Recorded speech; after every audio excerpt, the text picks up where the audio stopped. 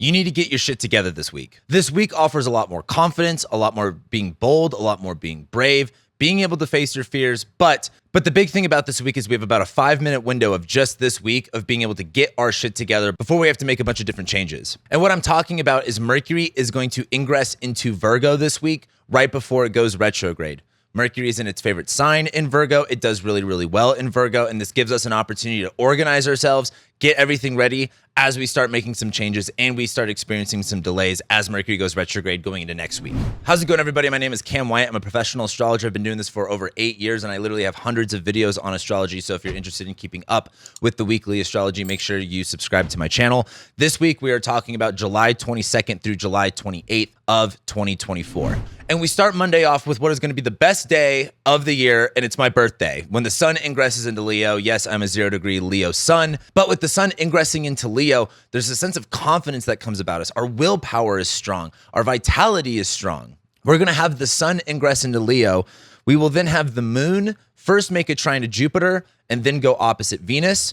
And then the sun will go opposite Pluto as our two highlights for the week. And again, the sun is all about our willpower, our vitality, our energy, our essence. And it's going into its home sign of Leo where it's confident, it's brave, it's bold. It doesn't give a shit what anyone else has to say. And I want you to encompass that feeling this week. Don't be afraid to say it with your chest. Don't be afraid to let your hair down or just kind of go a little bit wild with it. Leo has always been associated with like kings and monarchs. And as the sun goes into there, it's like, again, step into your king or your monarch energy. But on Monday, we will have the moon in Aquarius starting to wane a little bit. We're just getting off of that second full moon in Capricorn. And as the moon is in Aquarius, it's going to trine Jupiter and it's going to go opposite Venus. Now, the best way I've thought about this is it's like when you watch a comedian doing crowd work. The moon in Aquarius is like emotionally connecting to a crowd, connecting to an audience, connecting with society and people. And as it trines Jupiter and goes opposite Venus, it's like sometimes you have to kind of either make a fool of yourself to be a little bit entertaining and it's all lighthearted, or you can make a fool of the crowd that you're working with, be able to joke with them, be able to interact with them. And so take that analogy and put it into your own personal life. It's like, how can you connect and relate to more people in a very fun and in a very fun way that makes you come off as confident, makes you come off as bold. And it's not about forcing that confidence and boldness. It's about being that. And it's not about faking it till you're making.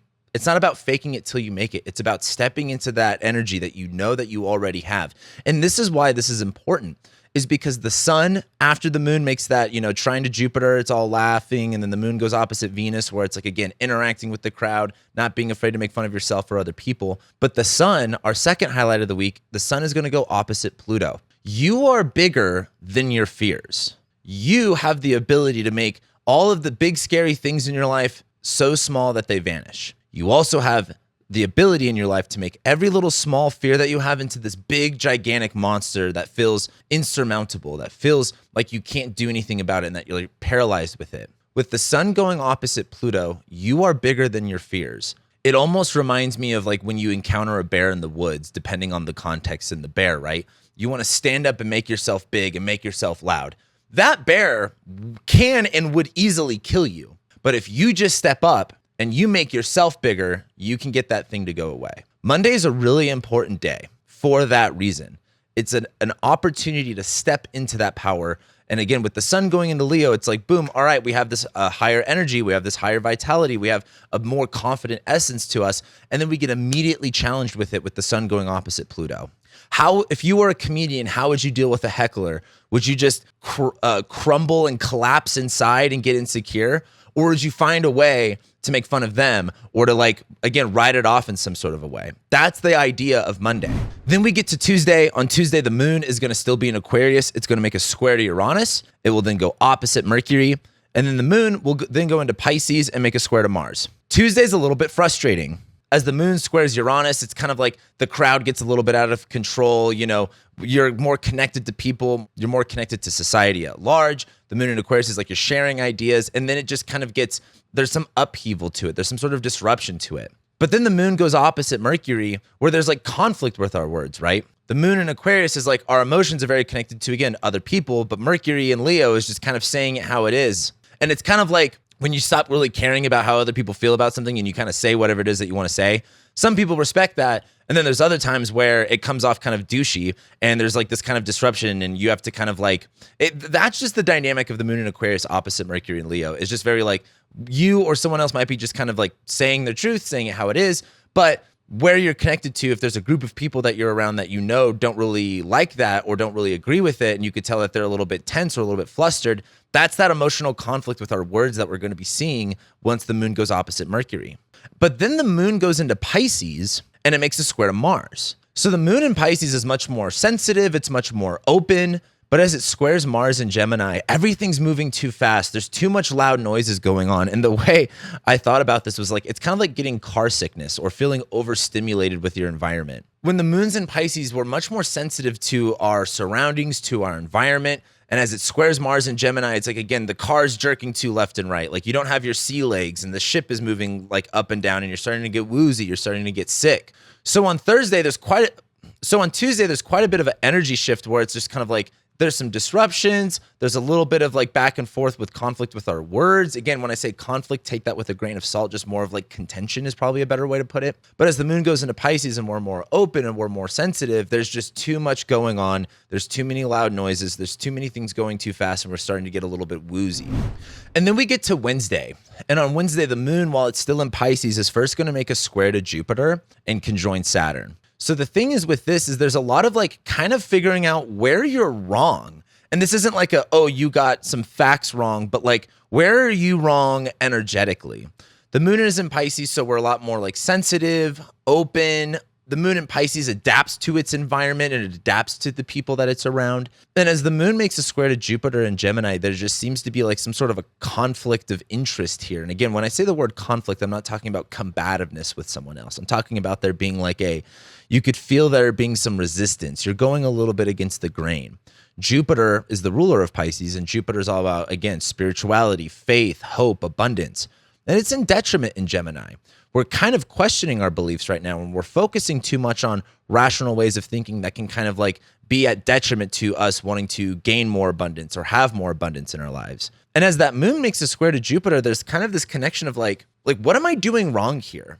Like, why am I not connecting to that? What am I not computing correctly? And after the moon makes a square to Jupiter, it's going to make a conjunction to Saturn, where again, we have to go internal. We have to look a little bit deeper within and say, again, Saturn is like blocks and limitations, but it's also about authority and discipline and maturity. And it's in Pisces. We're talking about the inner spiritual world of ourselves. And the moon conjoining Saturn, there might be a little bit of a wall there, but I think what is more important is we realize where that wall is. What are we doing internally? What are we thinking and saying to ourselves internally that is stopping us? As we go through the rest of July and August, we're going to get this Jupiter-Saturn square. That's really the big highlight of August, and we'll be talking more about that as time goes on. But a lot of this is really realizing like, hey, we're doing something wrong on a big scale, and we really have to make a big pivot and shift. I think as the moon squares Jupiter and then conjoins Saturn, there's kind of like that tapping into that energy a little bit of being like, what am I doing wrong here? What am I not understanding? And then realizing where that block is and having to deal with that block. Then we get to Thursday, and on Thursday, the moon will conjoin Neptune. The moon will then ingress into Aries. It's going to sextile Mars. It's going to trine the sun. Mercury then goes into Virgo, and then we have the sun making a sextile to Mars. So Mercury going into Virgo and the sun making a sextile to Mars are our two highlights on Thursday. And then there's the moon conjoins the North Node. Here's the deal with Thursday. This is why I titled this like, you need to get your shit together. On Thursday, the moon will conjoin Neptune. There's kind of like weird spiritual vision stuff, like getting a little bit too lost in the sauce. Like, have you ever been kind of like checked out, like visioning things or daydreaming? That's the vibe with the moon conjoining Neptune. But then the moon goes into Aries and you snap out of it. It's like when you're daydreaming as a kid in class and the teacher calls you out and like asks you a question. You're like, huh, what? Like you got to engage right then and there. But what is nice is as the moon ingresses into Aries, the moon is our emotions, right? And it's in Aries, the sign of action, energy, drive. We're feeling a lot more energetic. We're feeling a lot more driven, especially now that Mars is in Gemini. It's out of that detriment sign. There's a lot more stimulation with Mars in Gemini. The moon in Aries will make a sextile to Mars in Gemini and then trine the sun. So what I like about this is like earlier on Thursday when the moon's conjoining Neptune, it's kind of like being dreamy, being visionary, but then utilizing that and using that energy to move things forward, to get things done, to feel driven for something. And as the moon is in Aries, sextiling Mars and Gemini, it's like we have the energy, we have the drive, we're doing this, we're doing that. We're not really focused, and that's okay. We're doing what we can and just getting everything off of our list as much as possible, even if it means jumping from this activity to this activity to this activity.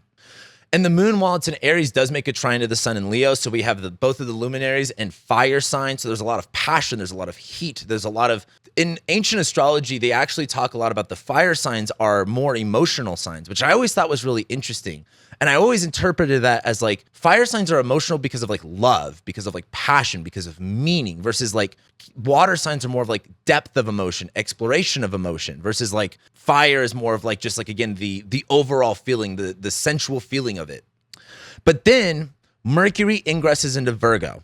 Why this is important and why I want you to get your shit together is Mercury is both in domicile and exalted in Virgo, which means Mercury just does really, really well there. Mercury is about planning, logistics, communication, technology, our mind, how we communicate, how we express things. As Mercury goes into its home sign, Mercury has all of the tools it needs available to itself to do its job. The issue is Mercury is in shadow. Mercury in shadow, for whatever reason, Mercury being in shadow, like always brings up and always is more of a Mercury retrograde feeling than Mercury actually being retrograde.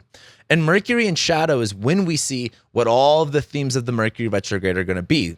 Like typically, Mercury retrogrades will never be anything that you didn't already anticipate or deal with when Mercury was in shadow. But what is nice about this is that Mercury goes into its home sign. If it's going to be in shadow, it is at least in its home sign where, we can at least have a lot more control, have a lot more clarity.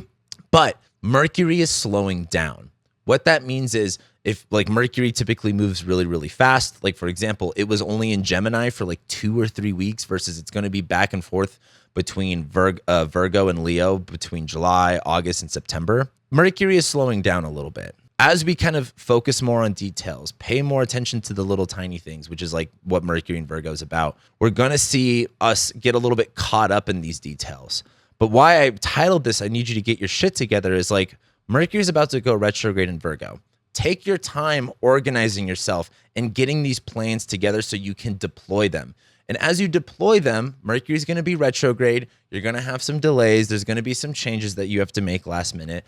And Mercury retrogrades are great for learning the ropes, like going through the process of something you've never done before. But while Mercury's in Virgo, this is the time I want you to lock in mentally, organize yourself, and get that list together. Then the other highlight we have is the sun making a sextile to Mars. This is important because one of the next transits that we're going to be getting, the sun will make a square to Mars, but we will also have the sun make a trine to Mars, which begins the Mars retrograde. The end of 2024 is really highlighted by the Mars retrograde. But as the sun makes a sextile to Mars, this is kind of like our last little good sun-Mars transit. The sun is our vitality, our energy, our essence, our willpower, and Mars is like our straight up energy, drive, ambition, what we're attacking, what we're going for. And the sun is in Leo. We are feeling confident, we're feeling brave, and Mars is in Gemini. It's just kind of like jack of all trades, master of none. Being able to be stimulated by it, not being afraid to try new things or change up how we are applying things. So I really, really like Thursday for just kind of like having that attitude for pushing through something, getting our shit together, organizing ourselves a lot more, and having the willpower and energy to maybe change how we're doing things and not just be so stagnant in doing it in one certain way. And then by Thursday evening, the moon will be conjoining the North Node, where again, this just really ramps up the emotional like energy. And what I mean by emotional energy is like when our emotions are really wrapped up in whatever it is that we're doing, that can be good. Because again, it's like, for example, I'm a musician, I'm an artist. There's times where I'm just in the flow and I drop everything else to just keep working on a song. The issue with that is then you sometimes get to a point where you might get a distraction or an interruption. And because you're so emotionally invested, it really frustrates you, gets you really, really worked up and angry. That's the vibe with the moon conjoining the North Node. Do your best to control those emotions, regulate those emotions. But if you're on a sick one, keep it going. Don't be afraid to just not stop when we get to Thursday evening. Then we get to Friday. The moon, while it's still in Aries, is going to make a sextile to Jupiter and Gemini first thing in the morning. And then it's going to trine Venus. And then by the end of the evening on Friday, the moon conjoins Chiron. I love Friday. Yes, it's a waning moon, but the moon is in Aries and it's trining the sun in Leo. We have all this fire stuff going on. And the moon makes the sextile to Jupiter and trines Venus. And it's really similar to what I would have talked about last week for the 17th. There's a lot of just good energy here where, again, we're going out with friends, we're meeting people. I think Friday night is a great night to go out with people. And as the moon is sextiling Jupiter, there's like, again, meeting up with new people or having fun conversations, keeping it lighthearted. And the moon trining Venus is like, again, being able to smooth talk, being able to just be like on point. Like you ever talk with people that are just quick with it? Like they just have that response. They have something funny to say. They're just on the top of their minds. That's the way I look at Friday. But the moon is in Aries trining Venus and Leo, where there's also like, a confidence boost here. Like you just got all of these things done. You just faced all of these fears and now you're feeling good. Like your energy is different when you are accomplishing things, when you are pushing yourself, when you're confident. That is the energy on Friday, is like really relishing in that energy. And then on Friday evening, the moon conjoins Chiron. I don't typically talk about the moon conjoining Chiron, but I do like this. Chiron is the wounded healer, and there's some sensitivity to it where it's kind of like you might have to do something a little bit uncomfortable that might be kind of a little stingy, but it's for the best. If you're a guy, I don't know how much girls have ever had to actually deal with this as much as guys have, but like you go up to, someone who's hot or someone that's cute, you try to flirt with them or get their number, you might get rejected, or let's just say you just get rejected. You got to let that roll off your shoulders. You know what I mean? And that moon conjoining Chiron is kind of like, okay, that might have stung a little bit, but I would rather kind of done it and known how it was going to go versus like being in my head and being like, why didn't I ever like try to get her number or whatever it is. That's the vibe with the moon and Aries conjoining Chiron. Like you're going to do something, you're going to initiate some sort of action, and there might be a little bit of a sting to it. Or again, maybe it goes really, really well and she does give you your number and she's really interested in you. You still have to like face that fear and do something a little bit uncomfortable, which is like, again, that approach, that confrontation essentially. And so then we get to Saturday, and this weekend is a lot more of a vibe shift. The moon will first go into Taurus earlier on in the morning, or actually I think later on in the evening. And then it's going to make a square to Pluto, but then it's going to trine Mercury. And then by the late evening, the moon will make a square to the sun. Now, as the moon goes into Taurus, we're really kind of slowing down here, not in a bad way, but just kind of like the moon was in Aries. We were go, go, go for a couple days. Now the moon's in Taurus. It's kind of time to just relax a little bit, enjoy things. It's the difference between having a super busy Friday work day to a really fun Friday night to like Saturday. It's like, hey, let's just hang out Saturday morning, get some cleaning stuff together, so on and so forth. As the moon squares Pluto, there is this little bit of tension of like, the overwhelming like fear and power makes you like almost like with the moon in Taurus, we don't want to do anything. And I don't want you to be like paralyzed with fear or like you have too many options and too many things going on that you feel like you can't do anything. Like the moon in Taurus is very couch potato energy, but I don't want you to be couch potato because you are, again, just riddled with anxiety or uncertainty. And so you feel like doing nothing. What I would rather have you do is just take your time Saturday morning. You might be a little bit hungover. Enjoy the process of waking up and getting your coffee and just take your time with things. But then the moon is going to make a trine to Mercury in Virgo. This is taking a moment. You don't have any plans going on to just organize yourself again. Whatever it is that you're focusing on, whether that's like your taxes or again, you have a project at your house or it's your company or it's your relationship or you got something going on with your kids. They got flute practice, football practice, whatever it is. Just taking a minute with your coffee in the morning or again, after lunch during that day and just kind of like sitting down with your paperwork or your plans and organizing it a little bit better. Mercury is really slow right now. And that's good. It's okay to take our time with these details, with organizing every little specific thing. And that's what Saturday's good for. But then we also have the moon squaring the sun. And the reason I bring this up is I don't really talk about the luminaries making aspects to one another. But now we're getting from that pivot point of getting off the full moon into that quarter moon phase or that 3/4 moon phase, whatever you want to call it. And we're getting into that waning phase where the energy is simmering down. And as the energy simmers down a little bit with the moon in Taurus, this is a little bit more about relaxing a little bit. Like, hey, we're off of that full moon high. Things are slowly coming down. So just don't be afraid to release the tension in your jaw, release the tension in your shoulders, and sit back and relax a little bit. But then we get to Sunday. And Sunday, the only thing we've got going on is the moon in Taurus making a square to Venus in Leo. I talked a lot about this last year when we had the Venus retrograde in Leo. And the way I was talking about it last year is like all that glitters is not gold. And I think the moon in Taurus, when the moon is in Taurus, it's exalted, which is great. but it's looking for, you know, comfortability. It's looking for stability. It's looking for enjoying like nourishment and feeling good, right? But as the moon squares Venus and Leo, like you have to ask yourself, like if you're going to make a purchase, let's say it's an aesthetic purchase, are you buying it because it's cheap and it's available and it's flashy, or does it actually hold any sort of value to you? And as the moon, which is our emotions and how we feel, it's in Taurus, it's going a little bit slow, it's much more grounded and stable, squares Venus and Leo, what like we might be doing something and leaning more into the comfortability more than we're leaning into the flashy stuff. So like, for example, you don't have to dress like a 10 out of 10 every time you go out. Like this is like maybe you're meeting up with coffee for someone and you don't really have the time to dress yourself up and wear the nicest outfit or whatever, just looking a little bit more relaxed. The issue with that is that it's a moon squaring Venus. There's a part of you that wants to be that way. It's Venus and Leo. You want to be like seen. You want to have that, you know, glitz and glamour to it. But the moon in Taurus is like, hey, slow down. Like, you know, for me, I like focusing on what's comfortable rather than like what's flashy when it comes to my attire.